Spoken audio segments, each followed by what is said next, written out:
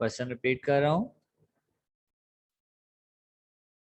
How can we convert one temperature scale to another. सबसे पहले हमारे पास हेडिंग है conversion of temperature from one scale into another temperature scale. अब इस क्वेश्चन का मतलब क्या है? इस क्वेश्चन का मतलब ये है कि टेम्परेचर्स के हमने 3 स्केल पढ़े थे, फ़ारेनहाइट, सेल्सियस एंड केल्विन। तो वो कहता है कि ये तीनों जो हमारे पास स्केल हैं इनको आपस में किस तरीके से कन्वर्ट किया जा सकता है। ऑब्वियसली एक स्केल से दूसरे स्केल में कन्वर्ट करने के लिए कोई ना कोई फार्मूला होगा, कोई ना कोई मेथड होगा। तो वही मेथड जो है वो हमने यहाँ पे पढ़ना है और सेपरेटली हमने पढ़ने हैं, यानी कि सेल्सियस से केल्विन में और केल्विन से सेल्सियस ले, इस तरह, क्योंकि एक टाइम पे दो ही एक दूसरे में कन्वर्ट हो सकते हैं। तो इसलिए हमने सबसे पहले सब हेडिंग डालनी है from Celsius to Kelvin scale. यानी कि अगर हमारे पास सेल्सियस में वैल्यू मौजूद हो तो केल्विन में वैल्यू कैसे मालूम कर सकते हैं। तो ये जो नीचे लिखा हुआ नजर आ रहा है 8.1 इक्वेशन, इसी को ही हमने इंग्लिश में लिखना है। जैसा कि लिखा हुआ है टी के, टी और ब्रैकेट में के जो है ये केल्विन स्केल में टेम्परेचर को रिप्रेजेंट कर रहा है। 273 प्लस सी, बड़ा सी जो है वो सेल्सियस में टेम्परेचर को रिप्रेजेंट कर रहा है। यानी कि सेल्सियस में कोई भी वैल्यू हमारे पास मौजूद अगर हमें मालूम है तो केल्विन में उसको कन्वर्ट कर सकते हैं। जिस तरह 0 डिग्री सेल्सियस है तो इस सी की जगह पे 0 पुट कर देंगे। 273 प्लस 0, हमारे पास टी के जो है वो बराबर आ जाएगा 273 के। नीचे आप देख सकते हैं कि एग्जाम्पल भी दी हुई है। What will be the temperature on Kelvin scale of temperature when it is 20 degree Celsius in Celsius scale. वैसे तो ये न्यूमेरिकल है, लेकिन इस क्वेश्चन के साथ हमने एक एग्जांपल भी साथ देनी है। तो अगर हमारे पास ये वाली from Celsius to Kelvin scale की हेडिंग है तो हम सबसे पहले इसमें रिटर्न लिखेंगे the temperature T on Kelvin scale can be obtained by adding 273 in temperature C on Celsius scale। यानी कि C की वैल्यू अगर हमें मालूम हो उसमें 273 ऐड करके केल्विन में चेंज कर सकते हैं। फिर एग्जाम्पल की हेडिंग डाल के कोई भी वैल्यू लेके सेल्सियस में, जिस तरह यहाँ पे लिखा हुआ है what will be the temperature on kelvin scale temperature when it is 20 degree Celsius in Celsius scale.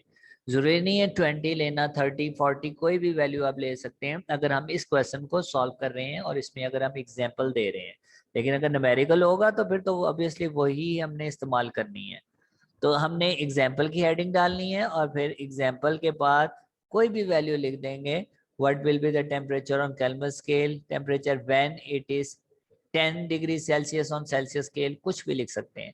फिर हमने सोल्यूशन में सी की वैल्यू लिख दी जो कि 20 थी, फार्मूला लिख दिया T is equal to 273 plus C, और 273 प्लस सी की वैल्यू 20 थी, 20 ऐड कर दिया तो 293 आ गया। तो केल्विन में वैल्यू हमारी कन्वर्ट हो गई। तो सिंपली सी की वैल्यू जो है 20 हमने पुट की और 273 ऐड किया तो केल्विन में वैल्यू आ गई 293।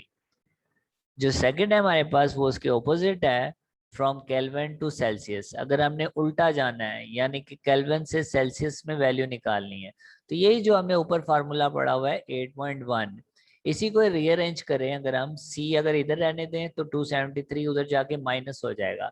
तो यही हमने काम यहाँ पे किया है, देख सकते हैं 8.2 जो है हमारे पास सी is equal to T K minus 273। तो ऊपर वाले फार्मूले को रीअरेंज करके हमने सी की वैल्यू निकाल ली।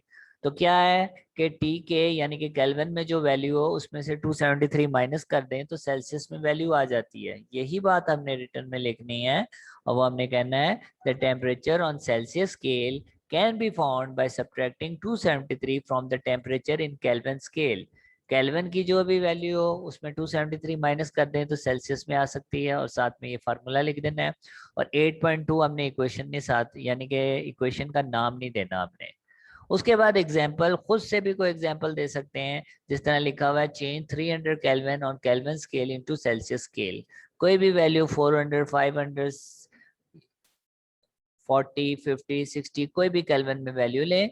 जिस तरह यहाँ पे 300 दी थी तो सोल्यूशन में टी की वैल्यू 300 है, सी का फार्मूला अभी आपने 8.2 में पढ़ा था, C is equal to T K minus 273। T K की वैल्यू 300 थी, तो टी के की जगह पे 300 लिख दिया और माइनस 273 दोनों को आपस में माइनस किया तो 27 डिग्री सेल्सियस आ गया। तो जब हम एग्जाम्पल दे रहे होंगे तो कोई भी वैल्यू लेके हम कन्वर्ट कर सकते हैं, बस इस फार्मूले में टी के की वैल्यू पुट करनी है तो सी की वैल्यू खुद ही आ जाएगी। इसी तरह हमारा थर्ड ये है कि from Celsius to Fahrenheit scale, अगर सेल्सियस की वैल्यू मालूम हो तो फ़ारेनहाइट स्केल में वैल्यू कैसे मालूम की जा सकती है, ये हमारा क्वेश्चन है। तो इसमें जो हमने थोड़ा सा रिटर्न लिखा हुआ है वो हमने ये बताना है कि हम जानते हैं कि लोअर फिक्स पॉइंट और अपर फिक्स पॉइंट के सेल्सियस में 100 डिवीजन्स होती हैं और फ़ारेनहाइट में 180 डिवीजन्स होती हैं। इन दो पॉइंट्स के दरमियान जो डिवीजन्स हैं सेल्सियस में 100 है और जो हमारे पास फ़ारेनहाइट है उसमें 180 डिवीजन है। इसका मतलब ये है कि सेल्सियस की डिवीजन थोड़ी बड़ी होगी क्योंकि इसकी 180 डिवीजन है फ़ारेनहाइट की, तो इसकी छोटी छोटी डिवीजन्स है। तो दोनों में रिलेशन ये होगा कि 1.8 डिवीजन जो हमारे पास एक डिवीजन सेल्सियस की है वो फ़ारेनहाइट की 1.8 डिवीजन के बराबर होगी। जैसा कि ऊपर आप अगर आप देखें ये स्केल जो बने हुए हैं इसमें दरमियान वाले फ़ारेनहाइट में डिवीजन्स 180 हैं और इस साइडों वाले दोनों में जो है वो 100 डिवीजन्स हैं। तो अगर इसकी एक छोटी सी डिवीजन लें, एक छोटी सी डिवीजन लें, सेल्सियस की एक छोटी एक डिवीजन लें सिर्फ, तो जो हमारे पास फ़ारेनहाइट है चूंकि उसमें 180 डिवीजन्स थी तो इसकी एक डिवीजन सेल्सियस की जो है वो फ़ारेनहाइट में 1.8 डिवीजन के बराबर होगी, यानी कि पूरे 2 से थोड़ी सी कम।